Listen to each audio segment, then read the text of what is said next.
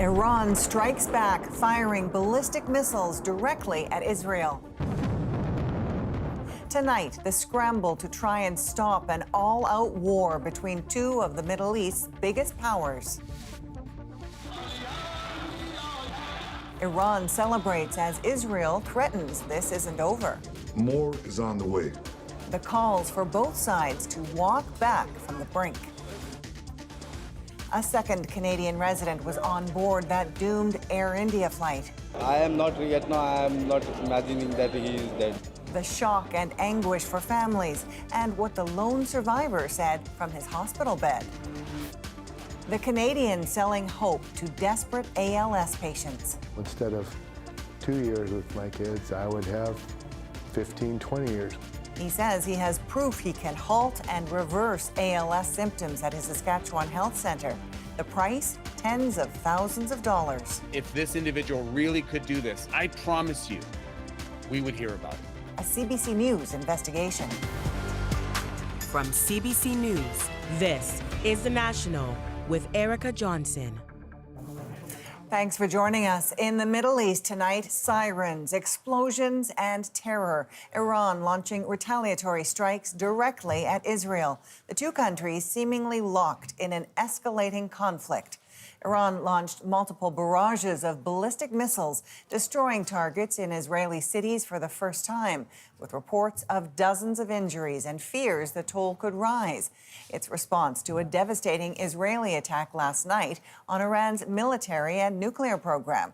Tehran says that attack killed more than 70 people and injured hundreds. Both sides warn this is not over.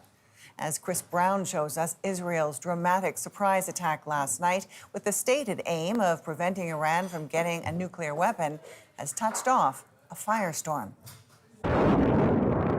Missiles streaked over Tel Aviv Friday, with some Iranian projectiles breaching Israel's air defenses. At least 9 buildings were hit, unprecedented for a direct Iranian attack. Israel had appeared in control all day, attacking Iranian military sites, including the residences of its nuclear scientists, killing them and their families. The Zionist regime made a grave mistake, said Supreme Ruler Ali Khamenei. More is on the way. The regime doesn't know what hit them. They don't know what will hit them. Israel's prime minister said the planning took 6 months. Its intelligence services released a rare video of what it said were Mossad agents inside Iran taking out air defenses. In Tehran, people mourned the stunning assassinations of so many top military leaders. Protesters accused the U.S. and Western countries of betraying Iran for using weeks of what they said were sham nuclear talks to help Israel prepare. What Israel strategic aims, are not just to destroy Iran's nuclear program, but basically regime change in Iran itself. Israel's strikes included extensive damage to the Natanz facility used by Iran to enrich uranium that could have been potentially used to build a nuclear weapon. For Israelis, war with Iran amounts to opening a new front. Its ongoing attacks on Hamas have left Gaza in ruins, with vast numbers of Palestinians dead, injured, or near starvation, with Israel isolated internationally. This is one of the... This Israeli analyst says despite war fatigue, there's support for these attacks. We're more willing to absorb casualties as a society. And I think this is one of the reasons that Netanyahu initiated this campaign. The United States has confirmed that its anti-missile defenses helped Israel fend off Iran's retaliatory attacks. Iran, on the other hand, has almost no allies, with Israel having already inflicted heavy losses on its proxies in Lebanon and Gaza that Iran had always counted on for support. Erica. And Benjamin Netanyahu told Iran tonight that this is far from the end of Israel's attacks on the country. Yes, Israel launched more attacks, including against Iranian nuclear facilities. Netanyahu spoke again Friday about his ambition to militarily remake the Middle East by vanquishing longtime adversaries such as Hezbollah and Hamas, and now Iran. But it's a huge risk he's taking, as the violence could spiral. Erica. All right, thanks for this. Chris Brown in London. Crystal Gumansing is in Jerusalem. Crystal, you have personally witnessed these attacks. Talk us through what you've seen. Well, it is very jolting. It starts with those blaring community sirens that go, and then, of course, mobile devices start blaring with alerts, people told to get to shelters immediately. We saw from this very vantage point a number of interceptors being launched into the air as those missiles start to come towards Israel from Iran. You watch those explosions in the sky as those missiles are destroyed. But it's that falling debris that can be so incredibly dangerous. We also did see some of those missiles continue down, and we know those will have obviously a much greater impact on the ground. And that is exactly what we are seeing tonight, mostly in Tel Aviv, Erica. And we know some of these strikes, particularly in Tel Aviv, have caused damage. What do we know about what was hit? Yeah, it's mostly the Gush Dan area, which is the Tel Aviv sort of metropolitan area. We don't have exact details about what has been hit or the extent of the damages because Israel Defense Forces are telling people not to post that information. But EMS services do say they have treated upwards of 35 individuals this evening in the 3 different waves that have come in. All right, Crystal Gumansing in Jerusalem. In Tehran, celebrations poured into the streets by those in favor of Iran's retaliatory strikes. Crowds chanted and waved Iranian flags while standing among banners of some of the prominent figures killed in Israel's strikes. Supporters said they are proud of their country's show of force, with some adding Iran should halt negotiations with the U.S. The U.S. is imploring Iran to make a nuclear deal before the violence ramps up even further. Donald Trump warning time is running out. And as Chris Reyes shows us at the United Nations today, call after call for de-escalation. Because Iran is not... An emergency meeting at the UN Security Council. We must, at all costs, avoid a growing conflagration that would have enormous global consequences. From the United States, a forceful warning. Let me be crystal clear. No government, proxy, or independent actor should target American citizens, American bases, or other American infrastructure in the region. The consequences for Iran would be dire. The U.S. says it didn't take part in Israel's attack, but it was informed beforehand. President Donald Trump took to social media, urging Iran to agree to curb its nuclear program. The next attacks from Israel, he wrote, would be even more brutal if Iran does not take a deal. The United States will continue to seek a diplomatic resolution that ensures Iran will never acquire a nuclear weapon or pose a threat to stability in the Middle East. The White House confirmed that President Donald Trump and Israeli Prime Minister Benjamin Netanyahu have spoken on the phone. This was a unilateral action by Israel, so I think it is crucial for many allies, including the United States, to work as we speak to de-escalate. In this high forum for diplomacy, no such de-escalation, only a war of words between Iran and Israel's ambassadors. This operation was carried out because the alternative was unthinkable. How long did the world expect us to wait? Until they assembled the bomb? Until it was en route to Tel Aviv or Jerusalem? Supporting Israel today is supporting war crimes and deliberate undermining of global peace and security, to sabotage negotiation and to drag the region into wider conflict. Diplomacy has been dealt a real blow with the sudden escalation. Iran has pulled out of talks with the U.S. scheduled for this Sunday, and next week's high-level meeting on the Israeli-Palestinian two-state solution here at the UN has been postponed. Chris Reyes, CBC News, New York. Let's once again turn to Janice Stein, founding director of the Munk School of Global Affairs and Public Policy, for context and clarity as this all unfolds. Janice, it's unclear how much of Iran's nuclear program has been damaged, and now Iran has retaliated. What variables will Israel consider as it makes its next move, do you think? So, right, we do know the estimates are about 20%, which shows you how difficult this is going to be. Israel will have to consider the danger of escalation beyond Iran to others in the region. And what's the end game? What's the strategy here to end this round of fighting? They're easy to start, tough to stop.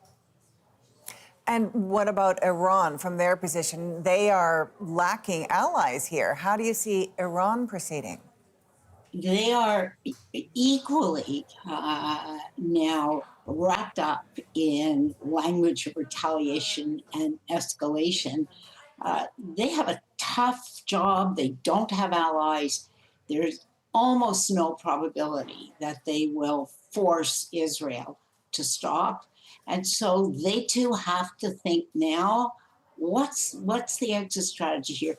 Do they go ahead, for example, with meetings with the Trump administration in order to provide an exit? If not on Sunday, how many days later? How long do they want this to go on, and what risks will they run? Well, and speaking of, U.S. President Donald Trump today made some conflicting comments claiming the U.S. knew everything about this attack when previously he had publicly opposed an attack. Can the U.S. still play the role of peacemaker here? They're not, I don't think they're trying to be a peacemaker, frankly. That's not something that turns Donald Trump's crank. What he wants is a deal with Iran that will limit their nuclear enrichment. That's the prize here. And he's willing to let Israel be the bad cop here in order to increase the pressure on Tehran. The United States clearly was told, but that does not mean that they agreed to this strike, Erica. All right, we will see how things unfold. Thanks for your insight as always. Janice Stein, founding director of the Munk School of Global Affairs and Public Policy. Ottawa tonight is advising against all travel to Israel and warns Canadians in the Middle East to exercise a very high degree of caution. Kate McKenna has Canada's response just days before it hosts G7 leaders. Mr. Prime Minister, what do you make of the attacks between Israel and Iran? We're monitoring closely. Prime Minister Mark Carney leaving a national security meeting as the situation in the Middle East deteriorates. Is this going to derail the G7? He and top cabinet ministers got an update as publicly Canada called for both sides to step back and avoid all-out war. We need to have a real and lasting peace, and that can only happen if people are talking with each other.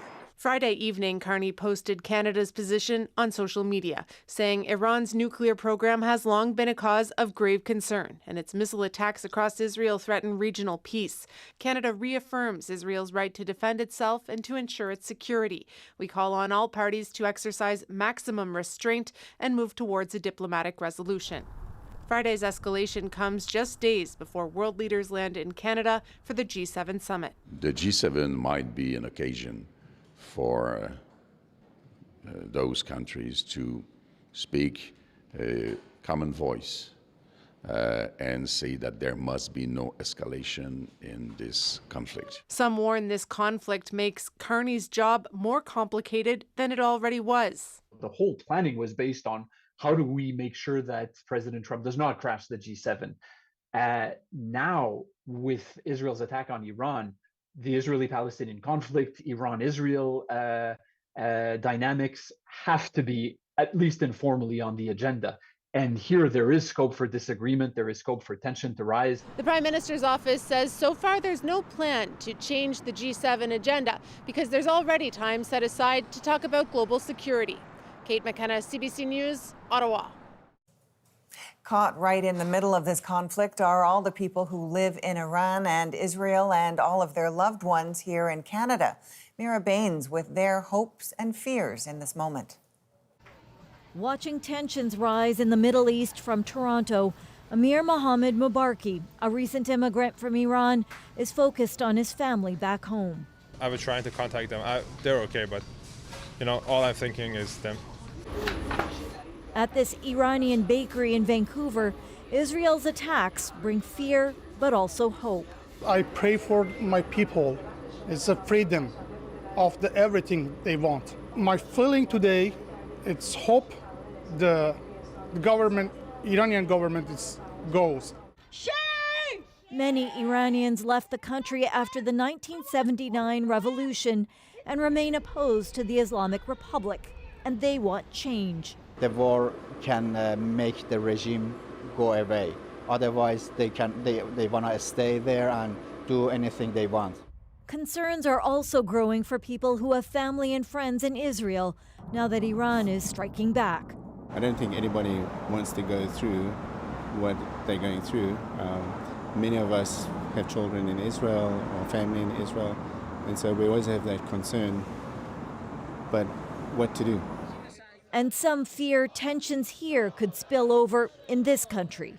There's concern for the safety and well-being of the Jewish community here in Canada, given the Iranian regime's history of targeting Jewish communities around the world. Back at that Toronto grocery store, a sentiment we heard from so many here in Canada. I wish everything ends soon. We just want peace as people. Mira Baines, CBC News, Vancouver. Heartbreak and disbelief for the families of victims killed in Thursday's Air India crash. It's very difficult to accept that. We now know another Canadian resident was on board. The details and the investigation next. Plus, the Crown wraps up its case and calls for convictions at the sexual assault trial of 5 former World Junior hockey players. It is about the credibility and reliability of EM. Closing arguments and the defense response. And later, a victory lap for Kendrick Lamar as he takes his diss track to Drake's hometown.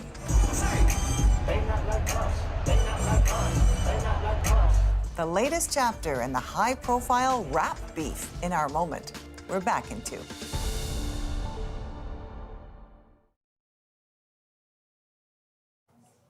The family of a Saskatchewan man says he was on board that Air India plane that crashed shortly after takeoff. Our South Asia correspondent Salima Shivji is on the ground in northwest India as investigators search for answers, and the lone survivor shares his incredible story. The ambulances line up in the oppressive heat, one by one, gathering the remains of the still unidentified crash victims in yellow body bags, moving them to cold storage. The smell of loss lingers everywhere as families wait for news and hand over their DNA. The brutal heat of the crash and its wreckage left many of the victims unrecognizable. Only a small handful of bodies have been returned to their families so they can begin to grieve. The rest need DNA test results in order to be identified. For Imtiaz Ali Syed, it's an excruciating wait. His brother, sister-in-law, and the couple's 2 young children were all on board the doomed flight, and he's struggling to process it. I am not yet now. I am not imagining that he is dead. I am really seeing that from somewhere he will come and he will ask me that whether I am here for you. Recovery efforts continue at the crash site where more than 260 people died, including Canadian dentist Nirali Patel and Regina permanent resident Piyush Kumar Patel, and the investigation is intensifying. One black box has been found. The flight data recorder holds crucial clues for investigators who are looking at possible issues with the aircraft's engine thrust and landing gear to figure out what led it here. India's Prime Minister got a look at the destruction the plane left behind the morning after the disaster and spoke with the lone survivor, the miracle man who somehow walked away from the crash. I saw people dying right in front of my eyes, Vishwash Kumar Ramesh told the national broadcaster. I can't believe I got out alive. A hole in the fuselage providing him an escape from the worst plane disaster India has seen in decades. Salima Shivji, CBC News, Ahmedabad, India. In the U.S., the White House, the Army, and average Americans are gearing up for a 2-pronged show of force on Saturday, a parade and a slew of protests. I'm thrilled to be here, really. It's an honor to represent the 82nd Airborne Division. In Washington, a massive military parade is planned on Donald Trump's 79th birthday to celebrate the U.S. Army's 250th anniversary. It will involve aircraft, tanks, and more than 6,000 soldiers, but it will be competing for attention. The people united will never be defeated. Around 2,000 protest marches are planned across the U.S. for what's being called a National Day of Defiance. The No Kings protest movement is designed to push back against Trump. Some states have called up the National Guard as a precaution. Shame, shame, shame, shame, shame, shame. That's demonstrators outside the Tennessee court in support of Kilmar Abrego Garcia. The Maryland man pleaded not guilty. The Trump administration brought him back to the U.S. to face charges of human trafficking months after illegally deporting him to a notorious El Salvador prison. After 8 tumultuous weeks, a mistrial and a discharged jury, the prosecution wraps its case at the Hockey Canada sex assault trial. The Crown comes out and says, well, wait a minute, there is no perfect way for a victim to act. The Crown's closing arguments and the defense response next. Plus, for most, ALS is considered a death sentence, but this moose jaw scientist has a different view. Stopping the progression of ALS actually isn't that hard. CBC investigates the claims and the impact on patients. The National breaks down the stories shaping our world. Next.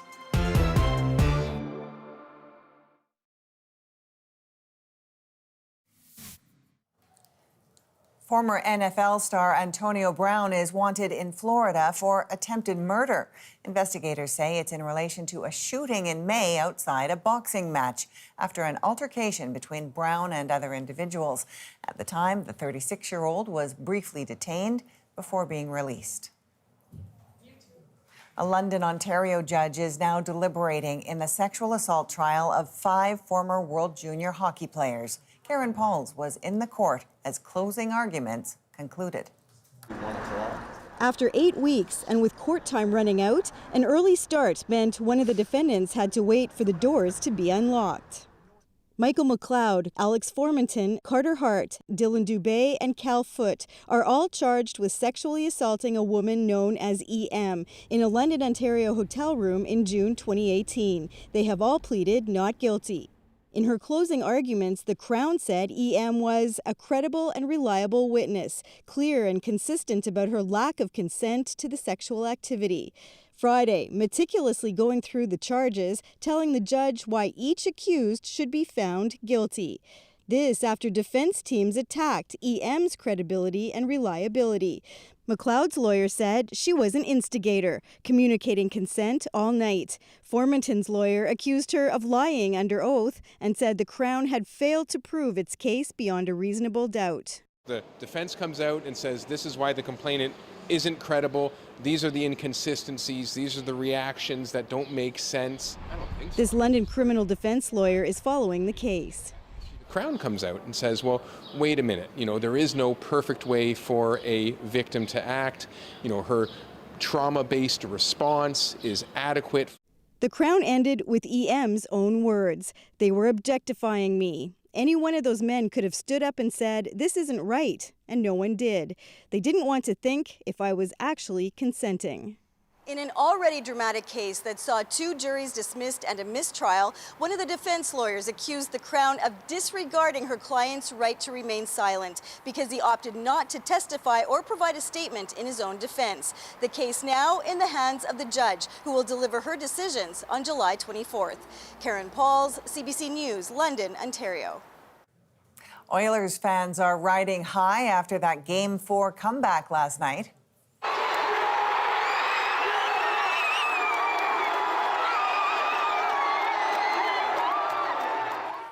This was the packed fan zone watching from Edmonton. The overtime win, thanks to Leon Draisaitl, tied up the Oilers and the Panthers at 2 games apiece. Game 5 is back on home ice tomorrow night to the delight of fans. Game over! Bless you, boys! What a game! Unbelievable!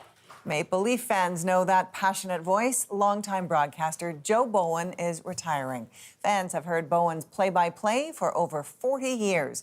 Next season will be his last. On social media, Bowen thanked fans for letting him invade their homes and hearts. Now it's time to dig deeper into the stories shaping our world. If you are suffering from ALS, I want to talk to you.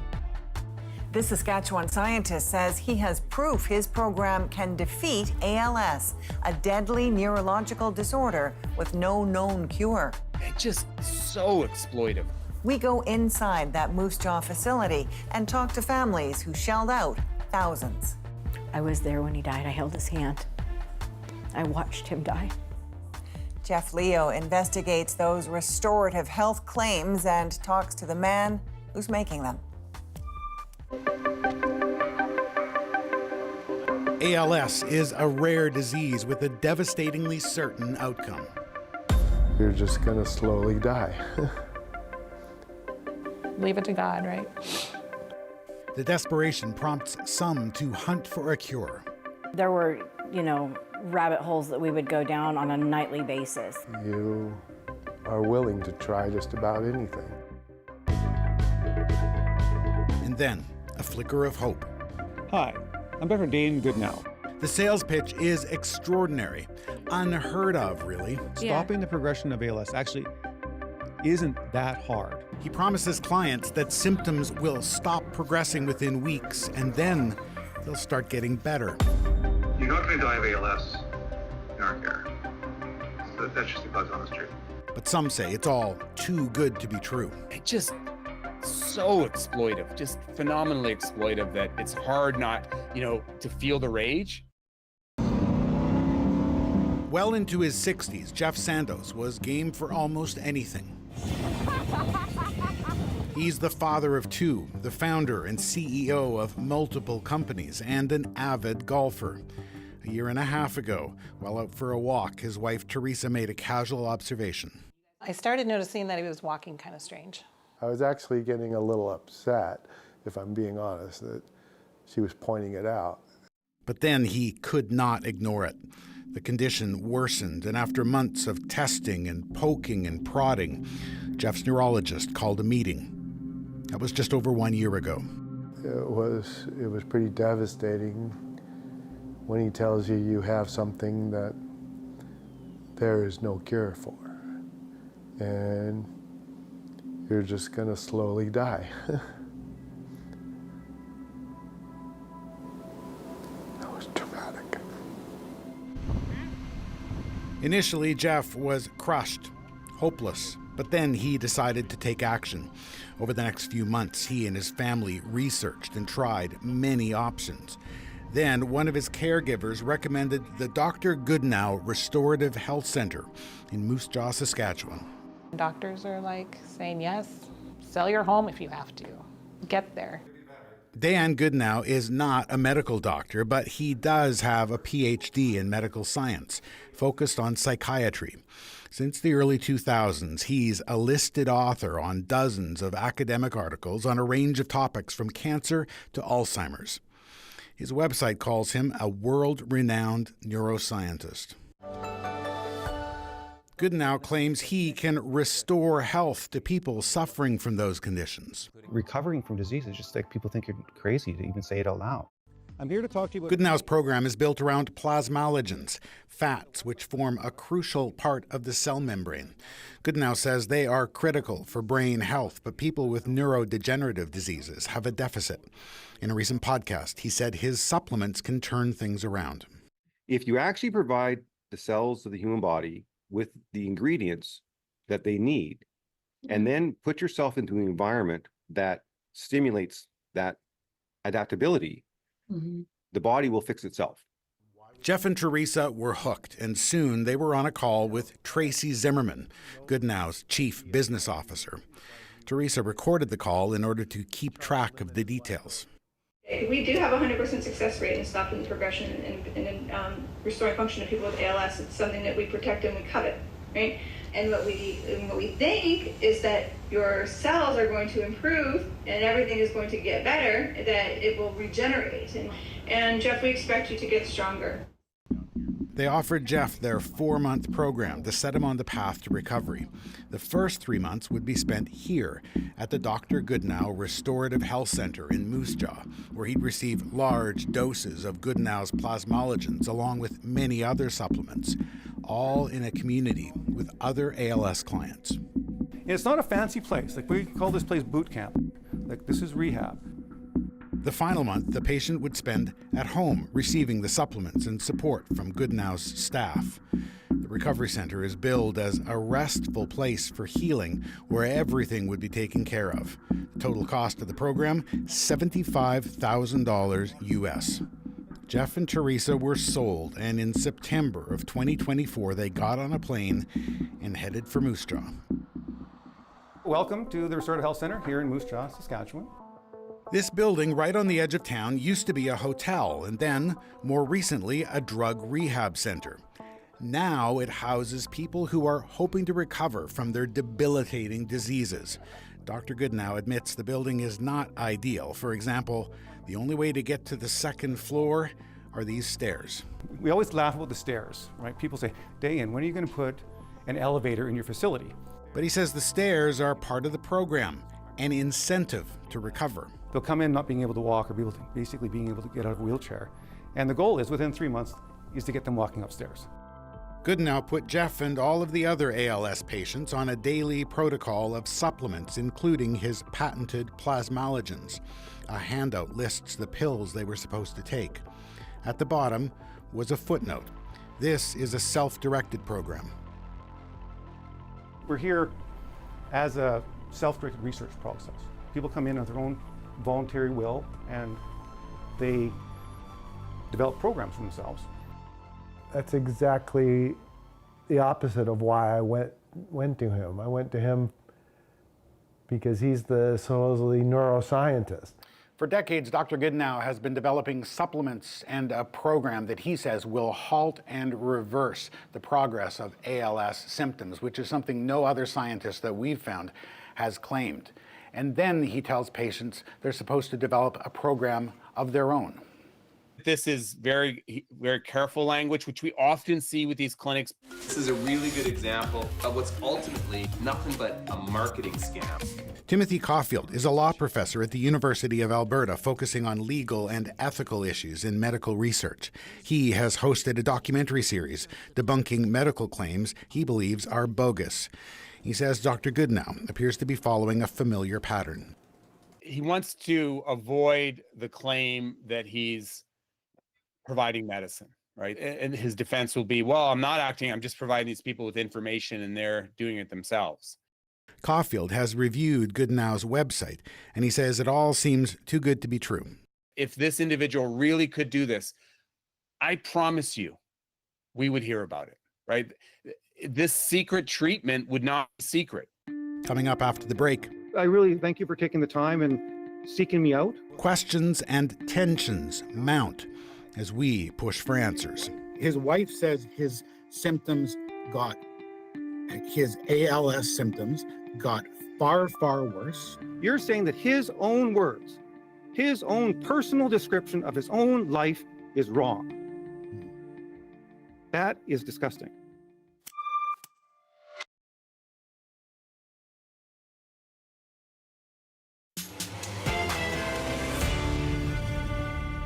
Hi, I'm Dr. Dayan Goodnow, neuroscientist and inventor. And if you are suffering from ALS, or you're caring for someone suffering from ALS, I want to talk to you. On his website, he has claimed his treatment involving plasmalogen supplements can halt the progression of ALS symptoms and reverse them. People are beating this disease. If you understand the science and you act on the science. In a sales call, Goodnow's chief business officer, Tracy Zimmerman, told one couple that the fix for ALS is actually well known in the scientific community. It's sad, but the scientists have actually known how to reverse ALS for decades. The same companies that profit off of you being sick are not going to be the companies that are going to bring you a cure. And anyone who believes that is deluding themselves. The ALS Society of Canada says the disease is not curable, and the known treatments do not significantly alter the progression of the disease. David Taylor is the organization's chief scientific officer. He says he's seen no evidence to indicate that plasmalogens are some sort of ALS breakthrough.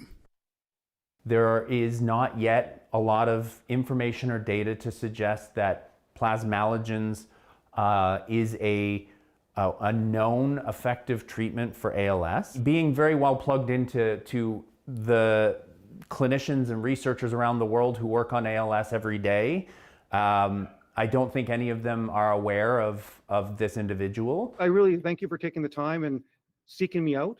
Earlier this year, I sat down with Dr. Goodenow for a series of video chats to learn more about his claims and the evidence for them. This will be standard of practice for the treatment of ALS. Absolutely, 100%.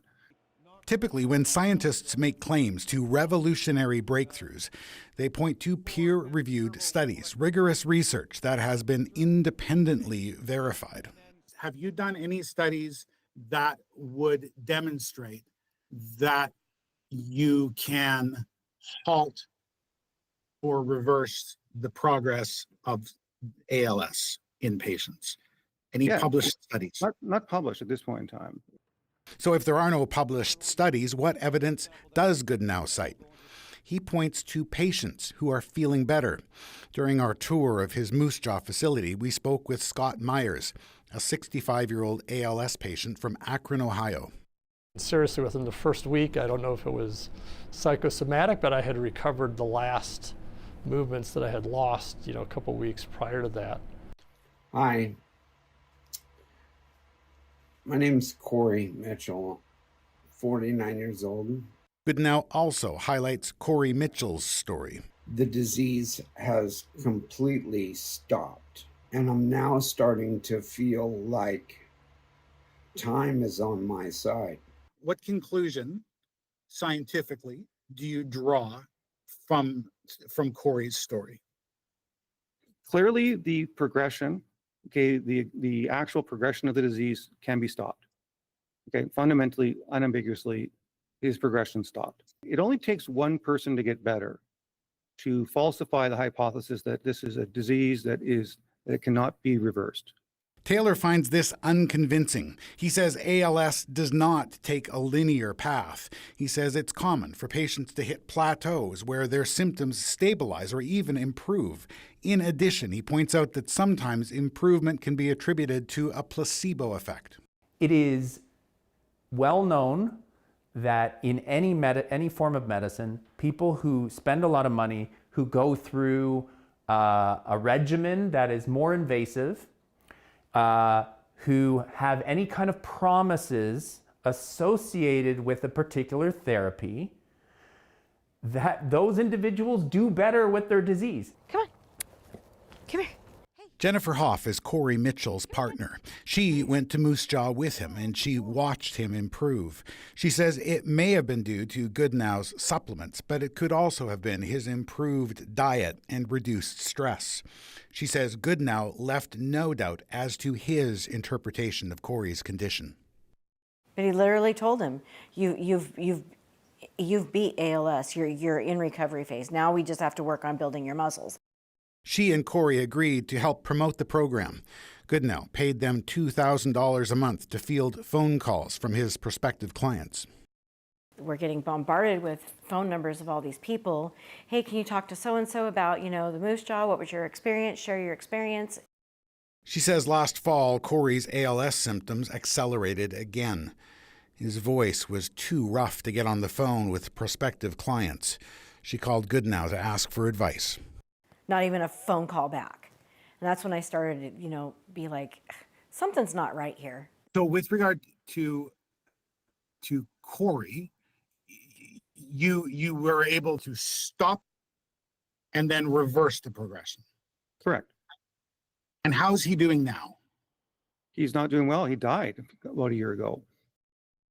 Corey passed away on October 21st, 2024. About 8 months after leaving the Moose Jaw program. After he passed, I called. I left urgent messages. Nothing.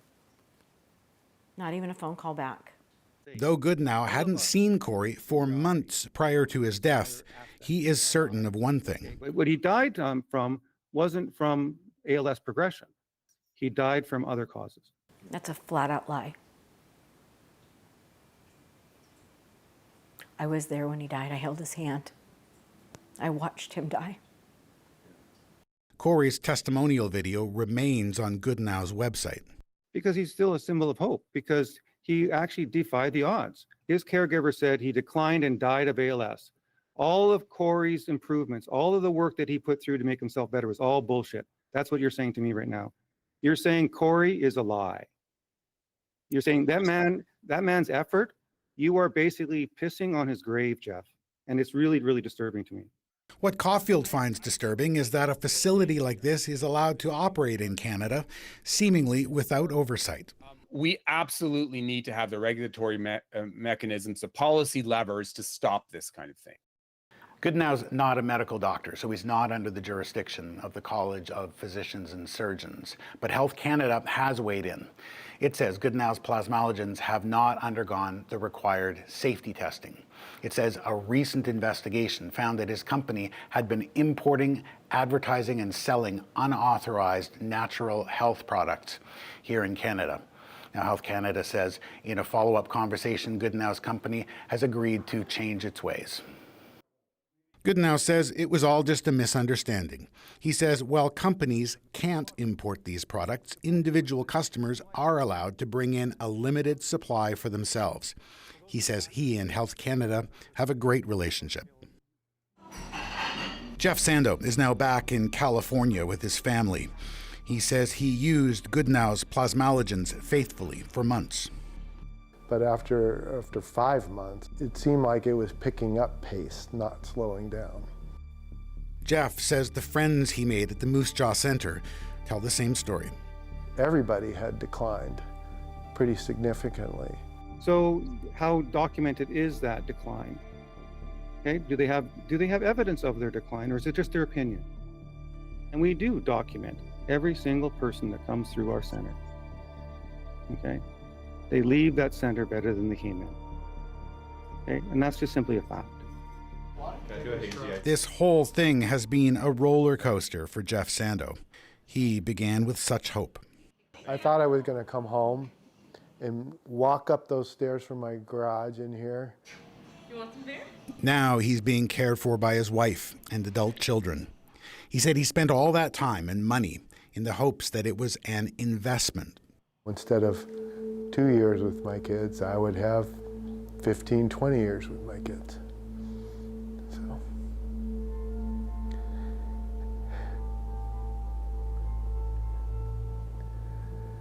Yeah. And get to see my grandchildren.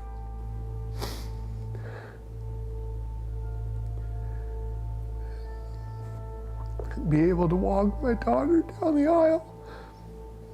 I don't know if I'll get to do any of those. Sorry.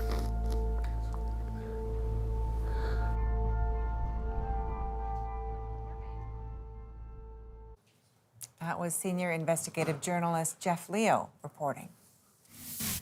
Up next, Kendrick Lamar shows up in enemy territory. Beef in hip-hop is not new. Let's just be honest here. This is entertainment. His controversial performance in Drake's hometown in our moment.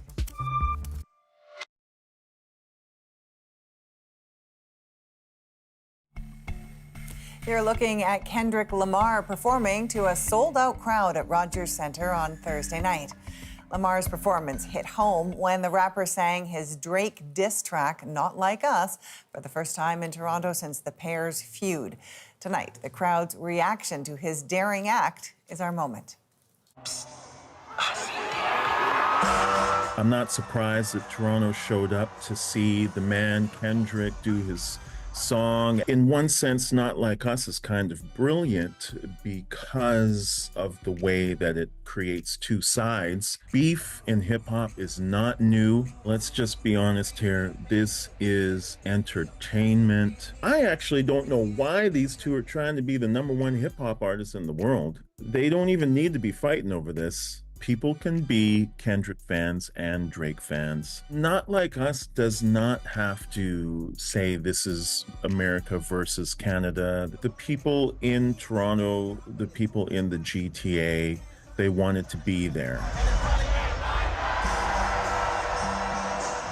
There's moments in history where you can tell people years from now, I was there. Not Like Us won Grammy Awards. It would be ridiculous if he did not perform that song in his concert. I'm just glad he didn't do it more than once.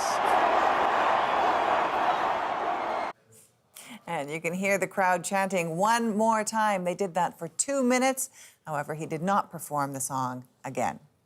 Well, that is The National for all of us. Thank you for joining us. You can watch us anywhere, anytime on the free CBC News app and subscribe to The National's YouTube channel. I'm Erica Johnson in Vancouver. Take care.